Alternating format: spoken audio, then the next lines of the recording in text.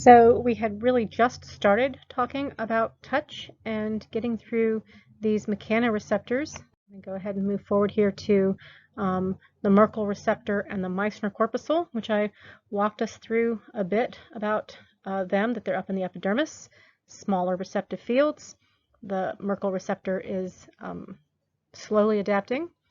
The Meissner corpuscle is rapidly adapting, and I talked about what that means really, and then what we use them for as far as our perception.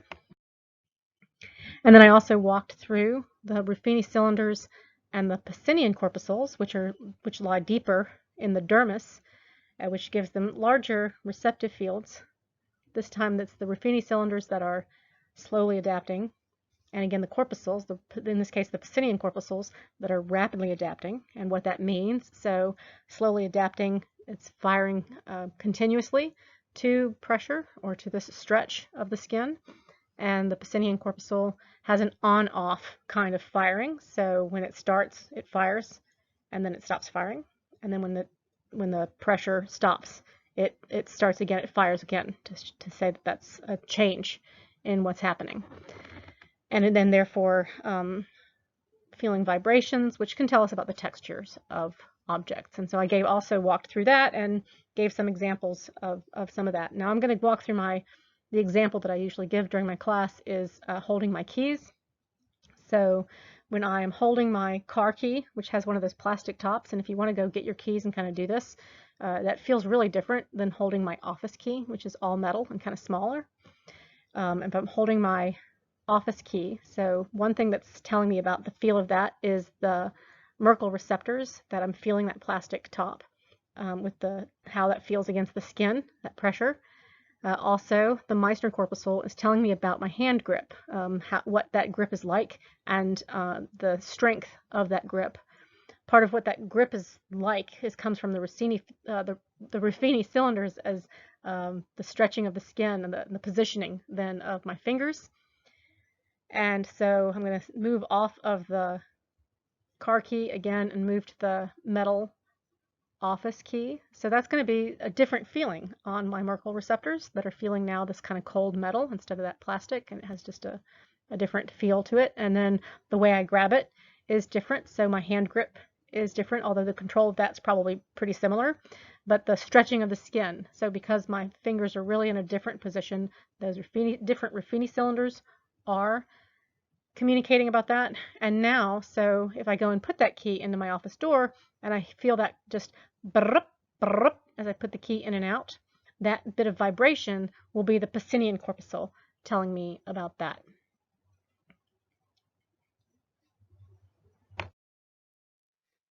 All of these peripheral nerves, so bundles of nerve fibers from the skin, are going to enter the spinal cord from the dorsal root. So if you know your kind of ventral and dorsal, which I haven't done a lot in this class of the ventral and dorsal, but in the brain, dorsal is up at the top of the head and ventral is down towards the bottom of the head and then towards the bottom of the brain.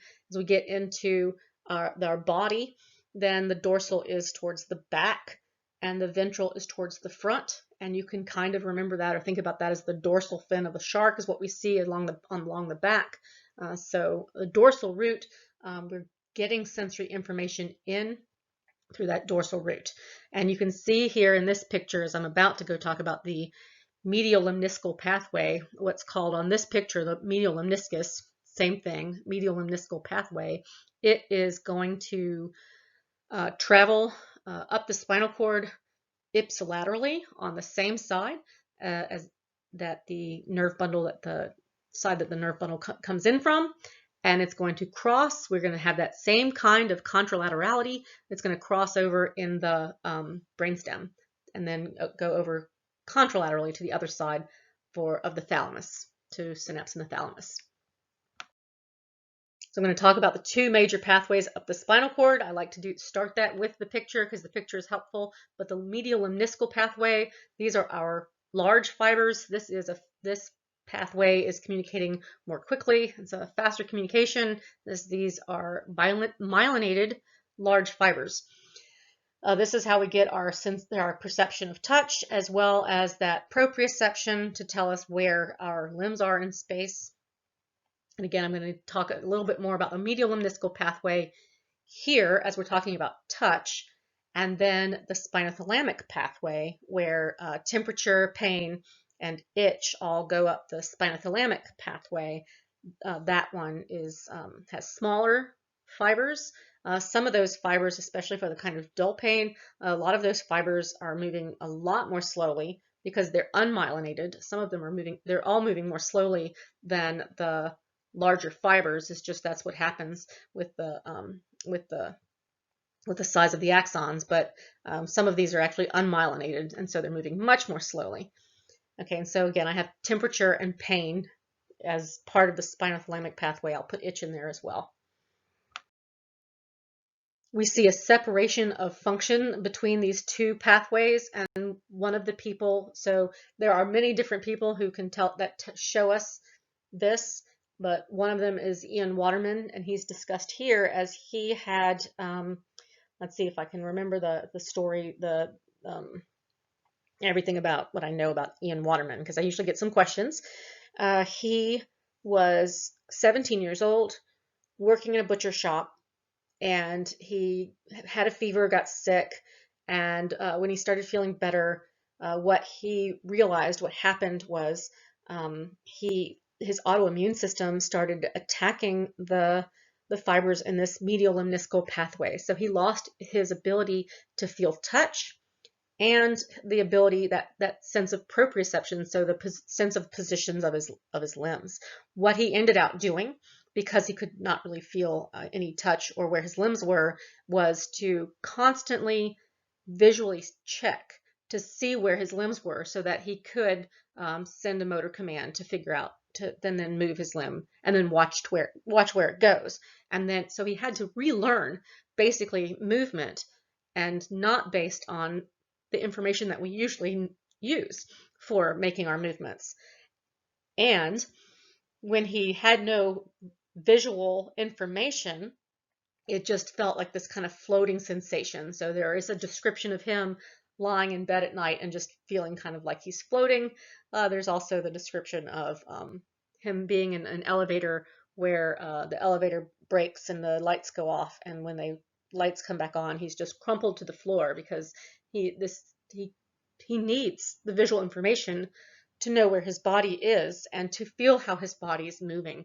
And so it's really, he was really distraught in that situation. Obviously, he didn't work for a butcher anymore, and this changed his life a great deal. However, in many ways, we're going to say he was lucky because he still had the spinothalamic pathway doing its job. So he was still able to sense pain and temperature. People who cannot feel pain, they usually have a much shorter lifespan, as they'll have something like a burst appendix and not feel it, or they can have frostbite and not feel it. And so they can have pain is telling us about damage that's being done and things that we need to avoid. So they have a much more sort of dangerous life than Ian Waterman. So we have these two major pathways up the spinal cord. Information from both pathways is going to cross over to the other side. If you go back to that picture that was here earlier, the spinothalamic pathway, it crosses over contralaterally in the spinal cord at that dermatome, at that place where the nerves come in. So when we get to the thalamus, they're both contralateral. Okay, most fibers synapse in the ventral posterior nucleus of the thalamus. So there's our thalamic nucleus for this sensory system, and some synapse in other thalamic nuclei. The thalamus is going to do its job of summarizing, filtering, organizing information, and sending that on for higher level processing, right? In the cortex. Then that's going to get sent from the thalamus to the somatosensory receiving area. And I know I've alluded or talked about the somatosensory area a couple of times just at the very beginning of class. Again, feeling the body. This is my primary receiving area for touch and pain and itch and tickle and all of that. And it is in the parietal cortex, in the very anterior and the very front part of the parietal cortex is the primary receiving area. We're also getting information to the secondary somatosensory cortex, or S2, from the thalamus, and we're going to see signals from S1 to S2, and then back from S2 to S1, and to some additional somatosensory areas. I'm going to provide the mapping here. So the organization, as we have talked about the different areas, receiving areas so far, and that they each have had their own mapping or organization, which remember is different than receptive field and what's causing the neuron to fire, but that these neurons that are firing to a particular area of our body are in a particular place. And in this case, this is often referred to as a somatotopic map, or sometimes referred to as this is what they call the homunculus, which means little man. And if we look at the homunculus and the body mapping, so as we get up towards the dorsal sort of medial area, right where the two hemispheres come together, as we go down into that a little bit ventrally, we're going to feel our foot, and then as we continue to go down into that fissure there, we're going to get into feeling our genitals. We can see our feet are next to our genitals there. Again, this is contralateral. If I am feeling something, and then if I'm going to move dorsally and then laterally out a bit down the somatosensory cortex. If I move down, I'm going to get to my body, which has very little space there, the head, and you see now if we look at the hand is very large, right? And I have a lot of brain space for the feeling of the hand. And if I'm feeling something with my left hand, okay, I'm going to feel that, and I'm going to point, and you might want to point to your own brain here. I'm going to feel that in my right primary somatosensory cortex, just a little bit down as I'm moving towards my ear, as I'm going to feel my hand. And I have more cortical space. So I'm going to talk about this cortical magnification. If you remember, we saw cortical magnification for the fovea in vision. It's going to give us more detail, more acuity, right? And so we can see I have a lot of acuity for my hand, and this little head that's up towards my body. I have very little space for my entire trunk of my body. That little mini head, it doesn't really exist there. What we have, it's just showing the person, but what we have as we're moving from, if you notice, my hand is actually close to feeling the top of my head in the mapping in the somatosensory cortex. And you can see not only is my hand pretty large, but look at the lips, right? Our lips are very sensitive, and as we move down, we have a pretty good amount of space dedicated to our tongue as well.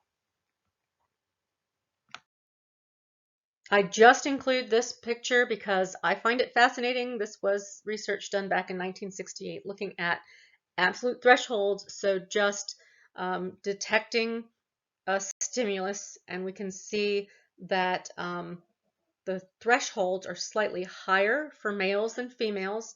Females are slightly more sensitive, and that we have lower thresholds for places like the nose, the back, and the belly, and higher thresholds, so we're less sensitive at the sole of the foot and at the calf and at the index finger for just detection of a stimulus.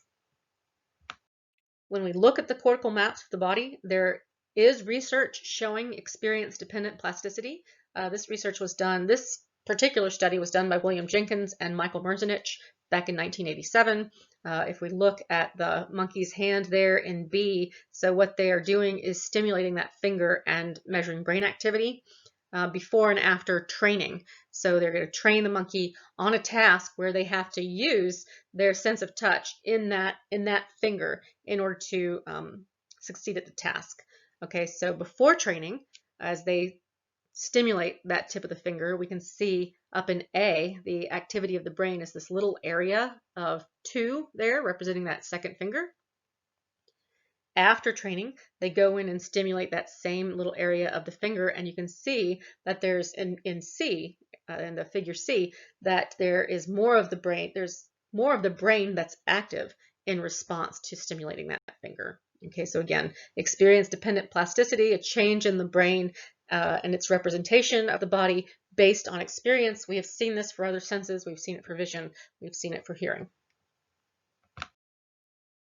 I like to include this picture when I start talking about perceiving details, and I usually have people just ask you, and so think about this, have you ever tried to read Braille? So when I was a kid, I was legally blind by the time I was 6 years old, definitely. They found it, and I was already at such a state where they said she's probably been legally blind for a few years. So I really did not see well. And every time we went to the eye doctor, my mother would cry because my eyes would be so much worse every time we went. And so that scared me. And so she kept kind of with her own fears telling me that one day they weren't going to have glasses for how bad my eyes might get. As this fear of hers. And so I grew up pretty afraid that I might not be able to see one day. And so I used to practice turning off the lights or closing my eyes and walking around. And I also used to just try to read Braille. Well, reading Braille takes a lot of practice, and you're really only going to do it if you are in fact blind. And what we see with people who are reading Braille is that visual cortex, they're not getting stimulation to the visual cortex because they are blind, and that reading Braille actually activates the visual cortex. But I do want to suggest that you go to the elevator or wherever where you can feel the Braille. It is really, really impossible to feel the difference between, say, B and K or something like that, or C and E. That's really hard and for a sighted person to read Braille. When we start to talk about perceiving details, one thing that's important is measuring tactile acuity, and what we really want to know is so now it's not just detecting some stimulus, but how much detail can we get from a stimulus? And they do this in a number of ways. One is a 2-point threshold, so where we have 2 toothpicks or something, and actually this touch is one of the talks and times when I start doing a lot of in-class activities that we're not going to be able to do, but if you want to do this with someone, it really would help. This is a time, again, when I pair up students and get you to get 2 toothpicks and do this minimum separation on the fingers before you can finally see, oh yes, I can tell that those are 2 separate points and they don't just feel like 1 point somewhere in the middle, and to do that on the arm. So the 2-point threshold, what's the minimum separation between 2 points on the skin where we can feel or perceive that these are 2 separate points. Another thing they do is grading acuity. So just like we saw the gradings with the visual information, and we're saying which orientation can we see, they do this with little gradings where you might feel this with your finger, and what's the narrowest spacing of a grading where we can still judge the orientation of that grading. Another thing they use is raised patterns, often something like a letter or something. I'm not sure if we're going to do this e-reserve article where sometimes we do an e-reserve article where they feel raised letters with their tongue and talk about the tactile acuity of the tongue. But so they'll have some kind of raised pattern, not always letters, but some kind of raised pattern. And how small can we make that where you can still identify the pattern or the letter? So we're going to talk about some of these mechanoreceptors as we were perceiving details, and it really looks like it's the Merkel receptors that are telling us about details, and how one way we can examine this is with patterns. So there's these raised patterns, and you can see the bar along the bottom has a particular pattern where there are some little raised areas really close together, and then they spread out a bit. Okay, and then there are other areas that are raised that are longer. And what we see is as a person is feeling that longer area, the Merkel receptor is not really responding. As we're getting those little ridges in there, the Merkel receptor is responding, and if the ridge is more pronounced, so there's not another ridge right next to it, the Merkel receptor really responds. So I'm moving from left to right along the bar, and as we get more pronounced and separated, the Merkel receptor responds more strongly, and when we get into a blank space where there's no change, the Merkel receptor really is not, in that area, is not responding. So that's telling me that pattern is influencing the firing of the Merkel receptors. If we look at the Pacinian corpuscles and we are measuring their activity to that same pattern, you can see that the Pacinian corpuscles are responding the same regardless, pretty much, of where we are on that pattern. So they're not really giving us, and this is a person just having this pushed against their hand, or pushing their hand against this. So if we're keeping our hand still, those Pacinian corpuscles are not responding.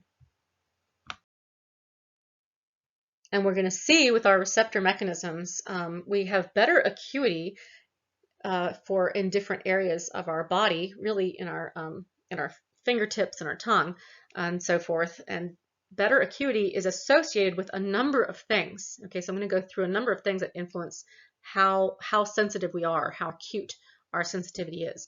One is less spacing between the Merkel receptors. And so if we're moving along the y-axis, we're looking at tactile acuity. And remember, as my threshold's going down, my sensitivity is going up. So as I'm feeling with my fingertip, I have a lot of acuity.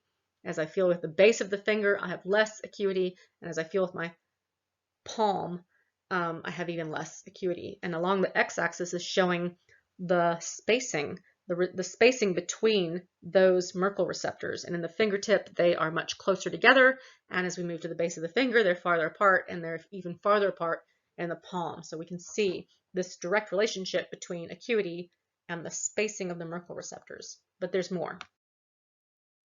I have another figure that shows some absolute thresholds, except instead of for detection, these absolute thresholds are for the 2-point threshold. So moving the toothpicks apart, or whatever, two little things that are sticking the person, moving those apart and seeing when do I finally feel, yes, there are indeed two, and it doesn't just feel like one. Okay, and I just think that these figures are fascinating.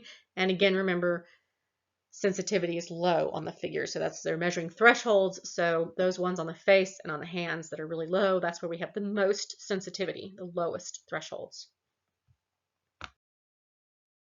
Okay, so there's more to this better acuity. It's not just the spacing between the Merkel receptors being closer, giving us better acuity. We also have cortical mechanisms, so the receptive fields of those neurons in the cortex, where the area on the skin, that when we stimulate that area on the skin, is going to influence the firing rate of a particular neuron. And we're going to see smaller receptive fields, right, when we are going to give us better acuity, just like we saw with vision.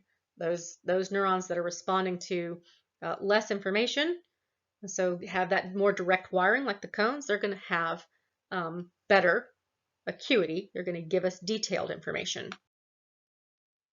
So if we look at our receptive fields on our fingers, you can see that those are really small. And we're going to move out to our hand. They get larger and they are overlapping. This is exactly what we saw from going from the cones in A to the rods in B, or really maybe the cones in the periphery in B, and then the rods in C. If we move out to the arm, the receptive fields are even larger and there's even more overlap. And so if we look at how that translates into brain activity, and so we have those 2 points, and looking at a 2-point threshold, if I have my 2 points that are pointing there to the hand are two different receptive fields, and they're hitting two different receptive fields. And if you notice, in those little circles, there are receptive fields that are between those 2 points. And so that activity is going to bear out in the cortex, right, where we can see, if we look at the activity of the 2 points on the finger and read that, where those areas that are stimulated by those 2 points are going to be separated in the cortex because of the receptive fields. And if we look at the arm with those overlapping receptive fields, and we have those 2 points, and so he has 2 points pointing to the arm in C, and those 2 points are the same distance as the 2 points that are hitting the finger, but now those are in those overlapping receptive fields. And so if we look at how that gets translated at the level of feeling this in the brain, people are going to feel that as 1 point. somewhere in the center of that, because there are no receptive fields in between, separated receptive fields in between those, that we can separate those in the brain. So the other thing that's also influencing and is related to those receptive fields being smaller for the fingers and larger in the arms is that we have more cortical space for that's representing the fingers, and we have less cortical space that's representing the arms with those overlapping large receptive fields.